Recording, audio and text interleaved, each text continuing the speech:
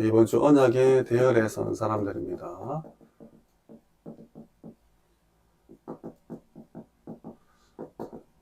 히브리서 11장 36절에서 40절.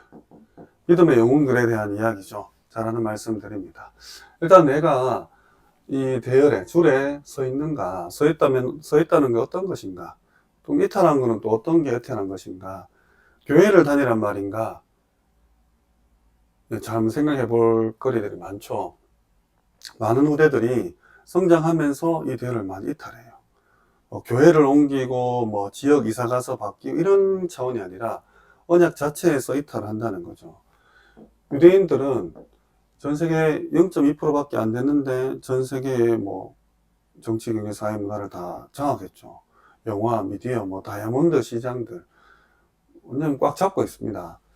근데 언약의 대열에 있냐 했을 때 있다고 딱 얘기하기 힘들잖아요. 그러니까 그냥 언약을 받았다만 또 이제 육신적인 모든 축복들, 조상 잘 만나서 이런 축복들이 오지만 이 영적인 부분들 의문이죠. 우리 자녀도 마찬가지입니다. 지금 하나님께서 많은 축복을 주셨어요. 전도와 선교에 대열에 있다는 사실만으로 우리 조직과 단체와 교회에 축복을 많이 주셨거든요. 우리 애들이 여기서 자라고 있습니다. 근데 과연 우리가 다 떠나고 나서 이 아이들이 여전히 이 대열 속에 서 있을까라고 했을 때는 우리가 제대로 했냐 안 했냐 이거 차이죠. 우리가 유대인 보고 욕하지만 우리도 선민사상에 빠져가지고 똑같이 될 수 있다는 겁니다. 그래서 지난주는 담임 목사님께서 불신자와 신자는 바탕을 준비하냐 이미 준비됐냐 이 부분에서 설명을 하셨다면, 이번 주는 눈에 보이는 것과 보이지 않는 것에 대해서 설명을 하셨다 했어요. 그러니까 믿지 않는 자들은 눈에 보이지 않는 것을 무가치하게 여기고 눈에 보이는 것만 쫓아갑니다. 마치 그게 무너질 바탕이죠. 평생을 바탕 준비한다 했잖아요. 근데 우리는 눈에 보이지 않는 것을 위해서 눈에 보이는 것을 손해도 보고 때로는 투자도 한다고 했어요. 이 두 가지입니다. 이번 주에 나에게 손해가 오는 부분들이 있다는 거예요. 눈에 보이는 부분이. 그리고 이번 주에 눈에 보이는 부분으로 눈에 보이지 않는 후대에게 투자할 것이 있다는 겁니다. 말씀을 언약에 대열해 있냐는 것은 말씀 잘 받아 쓰고 말씀 계속 녹취하고 물론 맞지만 내 삶에 이런 부분들이 연결이 돼야 됩니다. 우리 후대들이 이거 안 돼요. 제가 방금도 확인했는데 언약의 대열 뿐만 아니라 아무것도 몰라요. 없어요. 언약이 뭔지도 모르고 그게 내가 없죠. 달란트도 없고 꿈도 없고. 방금 비전 물어보는데 하면 빼고는 첫 번째로 언약 붙잡는 자는 실패하지 않는다 했어요.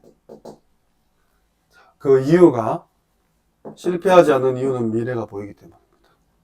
오늘 성공할 길이 보이는데 왜 실패할 길로 가겠습니까? 근데 이 미래는 어떻게 보이냐? 믿음으로 말미암아 모든 세계가 하나님의 말씀으로 지어진 줄을 우리가 안다 했어요. 이게 3절에 나오는 이야기죠. 자, 말씀으로 모든 세계가 지어졌기 때문에 말씀인 언약을 붙잡으면 모든 세계를 안다. 즉 미래를 안다는 거죠. 이게 비밀입니다. 우리만 아는 비밀이에요. 그래서 하나님이 아브라함에게 숨기지 않았던 것처럼 창세기 18장 17절에 우리에게도 숨기지 않아야 된다는 거예요. 이 말씀을 우리가 딱 이렇게 종합해서 보면, 자, 다시 말해서 예배를 드리면 말씀이 믿음으로 내게 붙잡혀지고 이 말씀으로 모든 세계가 정해졌기 때문에 이 모든 세계의 미래가 보이니까 실패할 수 없다는 겁니다. 그럼 예배 드리면 이번 주가 보여야 돼요. 이렇게 시작하는 겁니다. 말씀 붙잡고 문제 생겨서 기도해가 해답 얻는 게 아니라 미래를 가지고 출발한다는 다른 내용입니다. 우리가 그냥 보통 생각하는 신앙생활이다. 더 중요한 거는 에레미야 33장 1절 3절 시대들에 갇혔는데 두 번째로 말씀이 임했다고 되어 있어요. 이게 더 중요하죠. 우리가 말씀을 믿음으로 붙잡는 것도 있지만 하나님이 임한다는 거예요. 근데 말씀이 세계라면서요. 그러면 세계가 내게 임한다는 뜻입니다. 두렵고 힘들고 감옥에 갇혀 있지만 뭐가 문제예요? 말씀 붙잡으면 미래 보이고, 아니 이제 말씀이 통째로 내게 임한다는데, 이게 하나님의 음성이라 했잖아요. 들려져야 했잖아요. 근데 과연 이 일이 일어나는 자가 눈에 보이는 것 때문에 연연하겠습니까? 눈에 안 보이는 것 좀 불확실하겠습니까? 손에 얼마든지 보죠. 얼마든지 투자할 수 있어요. 제대로 말씀 붙잡아야 됩니다. 하나님이 행한다 했어요.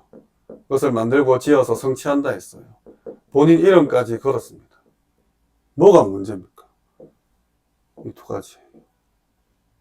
자, 믿음으로 말씀을 붙잡는 것, 그리고 아예 말씀이 통째로 내게 임해버리는 겁니다. 그래서 이 말씀을 듣는 시간이 소중하고, 이 말씀을 이렇게 붙잡고 묵상하고 기도하는 시간이 중요하고, 그리고 예배 시간이 중요한 거예요.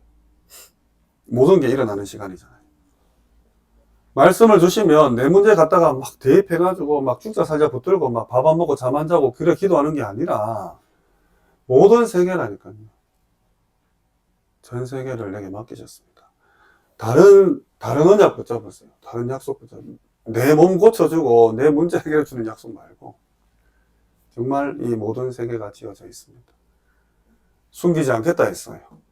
감옥에서도 임한다 했습니다. 그러니까 이 약속을 붙잡은 사람은 죽어도 죽은 게 아니라 했잖아요. 아벨을 예로 들었어요. 그가 죽었지만 지금도 말하고 있다 합니다. 그럼 우리도 죽을 거잖아요. 그럼 우리 자녀들 어떡합니까? 우리 자녀의 자녀들. 그때도 말할 수 있어야 되잖아요. 누가? 내가. 어떻게? 난 죽었지만 나의 믿음으로, 나의 믿음의 유산으로 후대들도, 아, 우리가 지금 아벨을 보면서 믿음을 붙잡듯이 언약의 말씀 안에 있어야 돼요. 영원할 것처럼 보이죠. 애굽도, 바벨론도, 로마도. 로마 아시잖아요. 지난주에 이제 막 그 유대인 핍박 당한 거 막 생생하게 좀 얘기를 했었는데, 로마도 마찬가지였습니다. 산 사람 몸에다가 짐승의 가죽을 붙이는 거예요. 그래서 개들한테 던져주는 거예요. 그럼 개가 사람을 물어서 뜯어 먹어 죽이죠. 로마 황제의 정원이 있을 거 아니에요. 그 정원에 그 당시에 뭐 에디슨 뭐 전구가 발명되고 불 이런 거 없잖아요. 전기 이런 거. 사람을 태워서 정원을 밝혔습니다. 밖에서 보면 아름답죠. 근데 그 안에는 사람이 타고 있다니까요.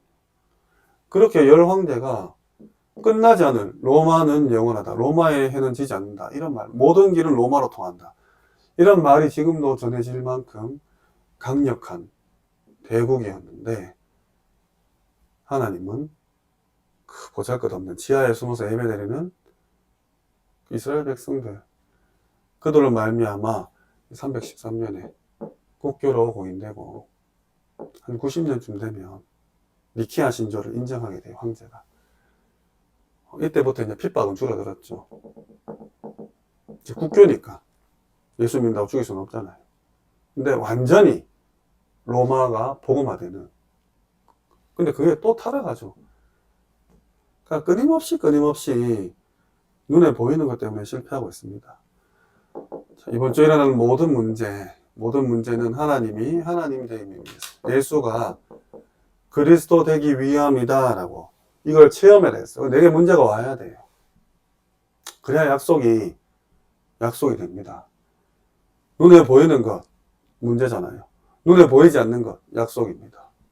이 약속을 위해서 눈에 보이는 문제에 손해도 보고 투자도 해라. 괜찮다. 세상이 감당치 못할 자라 했잖아요. 38절에. 아니 세계를 얻으려고 하는데 날로 드시려고 하십니까? 당연히 문제와 핍박과 어려움이 오죠.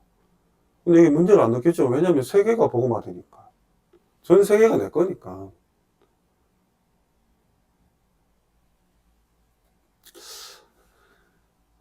수단과 방법 쓰지 말아 했습니다. 결론입니다. 모든 것은 변해요. 세상 이거 다 망하고 없어지고. 근데 언약만 변하지 않습니다. 그래서 변하지 않는 것에 모든 것을 내어드리고 집중하고 투자하세요. 변하는 거에 신경 쓰지 마시고. 본부 흐름입니다. 두 가지 종류가 있다 했잖아요. 불신자가 있고 신자가 있고, 구원받은 사람이 구원 안 받은 사람이 있고, 구원받은 사람 중에서 또 복음이 있는 사람이 있고, 복음 없이 그냥 교회 다니는 구원만 받은 사람. 근데 또 복음 있는 사람 중에서 그냥 감사하는 사람이 있고, 세계를 복음할 사람이 있다 했어요. 이 대열에 서라는 거예요. 언약의 대열에. 근데 오해될 일이 많죠. 왜? 세상은 지금도 계속되는 에덴 동산 사건, 네피림 사건, 바벨탑 사건이 있으니까. 모양만 다르고 사람만 다르게 본질은 똑같게 계속 오죠. 그래서 사람들이 내가 세계복음할 사람인데도 불구하고 참고 있어요. 이것도 아니에요. 노래를 했어요. 참는 거 아닙니다. 참다가 다 놓쳐요. 화병 납니다. 암 걸리죠. 근데 왜 못 누리냐? 이거 몰라서 그랬어요. 원래 이제 문제 당해서 오는 게 아니에요. 항상이에요. 그리고 위도도 모른다. 이 두 가지, 이번 주는 이 두 가지. 항상과 함께. 항상과 함께. 자, 눈에 보이지 않는 것을 내가 붙잡고 가는 데 있어서 눈에 보이는 거 손해보고 눈에 보이는 걸 투자할 수 있는 이유가 내가 항상 하나님과 함께 있기 때문입니다. 이거 안 되면 참아야 돼요. 억지로 해야 돼요. 이게 어려운, 자, 토요일도 말했죠. 어려움이 오면 오히려 이거 되는 사람은 힘을 얻고 이때 망대가 서고 이 안에서 미션이 나온다 했습니다. 이게 정상적인 신앙생활이죠. 그잖아요. 이게 돼야 오직, 이 오직이 찾아집니다. 오직이 찾아져야 유일성. 유일성은 가지는 거라 했어요. 아, 내가 이거 해야 되겠구나 해서 여기에 내가 전문 분야에 전문성을 가지는 거예요. 그러니까 재창조는 도전이라 했잖아요. 세계복음화를 위한 도전을 할 수 있는 거예요. 어떤 분야도 마찬가지입니다. 자, 다시 정리할게요. 이런 여러 두 종류 사람 중에 내가 세계복음화할 사람이 맞는데도 오해될 일은 상황, 사람, 사건들이 생겨요. 당연한 겁니다. 361 속에서. 참고 견디는 게 아니라 버티는 게 아니라 누리는 겁니다. 그 이유는 always with가 있다는 거예요. 문제가 오면 오히려 힘이 나고 그 가운데 문제 속에서 망대가 서죠. 그러면 내가 미션이 발견되는 거예요. 그 미션을 가지고 오직이 찾아진다. 어떤 분야, 어떤 나라, 지역 찾아지면 거기에 집중하잖아요. 그러면 나만 할 수 있는 것들을 내가 소유한데 가진다는 거예요. 이거 가지고 세계복음화에 도전하는 거죠. 이 세상이 감당치 못할 자입니다. 언약의 대열의 선자예요. 하나님의 말씀이 성취되는 자입니다. 하나님의 말씀이 임하는 자예요.